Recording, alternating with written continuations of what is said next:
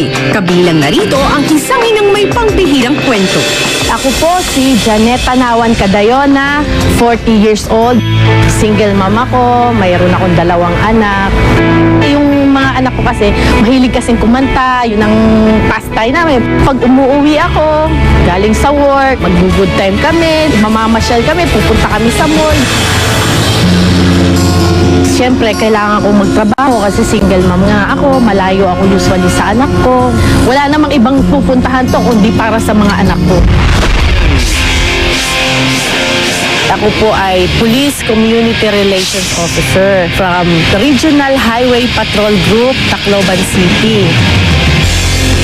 Kaya po ako nagpulis dahil unang-una, siyempre yung taong bayan kailangan ko maprotektahan. Lalo-lalo na din yung pamilya ko. Hindi iniintindi ni PO3 Cadayona ang panganib ng trabaho basta ginagawa niya ang mga paboritong libangan. After ng work ko, medyo nagse-selfie ako, nagkakanta-kanta ako, mga bagong kanta, Miley Cyrus, mga ganon. Napakasarap po ng feeling na invited kami sa The Voice of the Philippines. Proud po ako na i-represent ko ang Philippine National Police, lalong-lalo na po ang mga kababaihang pulis.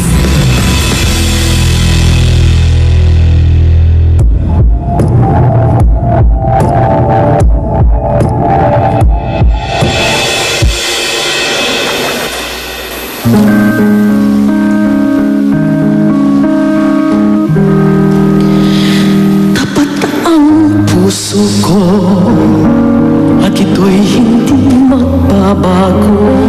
Oh my, what's this? Pagkat pag-ibig ko'y tanging para sa'yo. Huwag sana nangyari matukso ako ng sandali. Pagkat ang tukso ay madaling nagwawagi. Kay rami ng winasak na tahanan, kay rami ng matang pinaluhan, kay rami ng pusang sinugatan. O tukso, iwan mo ako.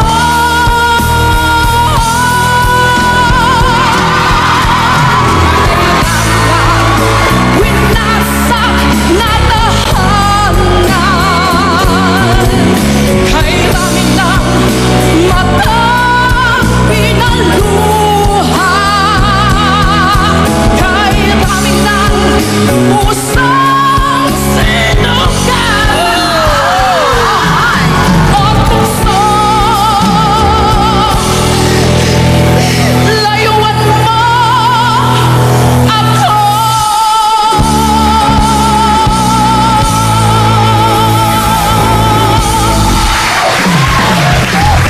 Who's this kaya? Oh, hi! Ma'am, ano pong pangalan po ninyo? Ako po si Police Officer 3, Janet Tanawan Cadayona. Obviously ho, hindi ko na po tatanungin ang trabaho po ninyo.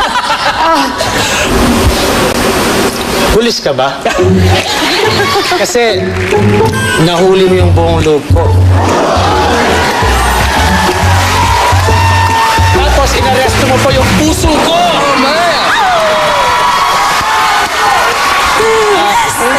Miss Janet! Wow! Heartfelt rendition. Ang galing ho.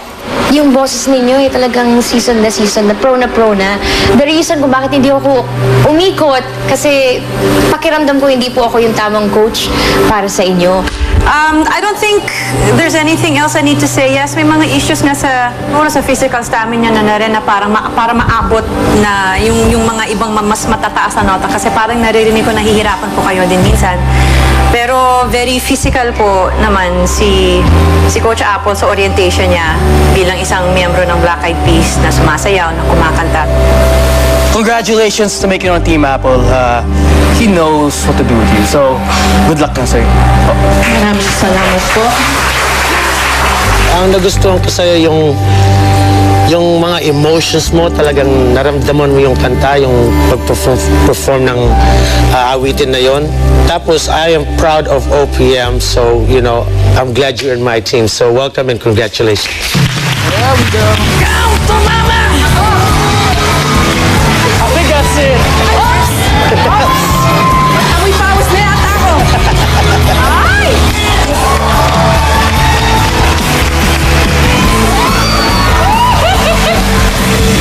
Janet!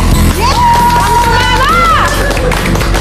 Congratulations! Hoy, yung mga katrabaho na ko, umiiyak si Ma'am kanina. Sobrang saya po niya para sa inyo. Nako, unang-una kahanga-hanga binabati namin kayo dahil syempre sa paglilingkod nyo at serbisyong ibinibigay nyo sa bayan. Syempre, binabati ko rin kayo dahil part na kayo ng Team Apo! Up next, isang artist na kakaiba ang ritual kapag tumutugtog. At Umakyat po doon yung maging effective naman kaya ito para mapaikot ang coaches. The Voice of the Philippines would like to thank Camellia, building the country. For inquiries, please call 226-3552. Camellia, a Vistaland company. Brother at your side. The official multifunction printer of the Voice of the Philippines. Jag, the official apparel partner of the Voice of the Philippines. When I saw the model search, I knew. Hoy, kabilang na rito ang isang inang may pangbihirang kwento. Ako po si Janet Tanawan Cadayona, 40 years old. Single mama ko, mayroon akong 2 anak.